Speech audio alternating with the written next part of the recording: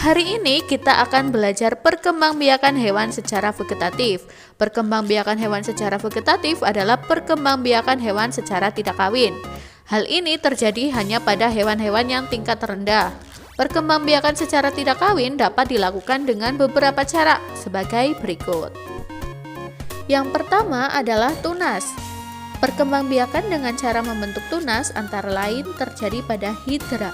Hidra merupakan hewan yang tidak bertulang belakang. Hidra hidup pada air tawar.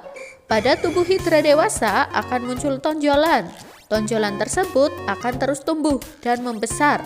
Setelah cukup besar, tunas itu akan terlepas dari tubuh induknya. Tunas yang terlepas akan tumbuh dan berkembang menjadi individu baru. Yang kedua adalah fragmentasi.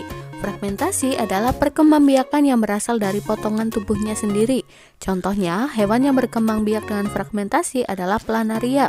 Cacing planaria merupakan cacing yang pipih, dapat ditemukan di bawah bebatuan di sungai.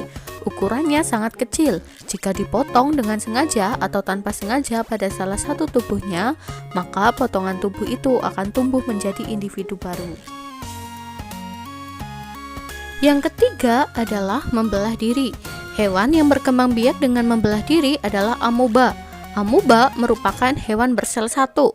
Ukuran amoeba sangat kecil, sehingga harus dilihat dengan mikroskop.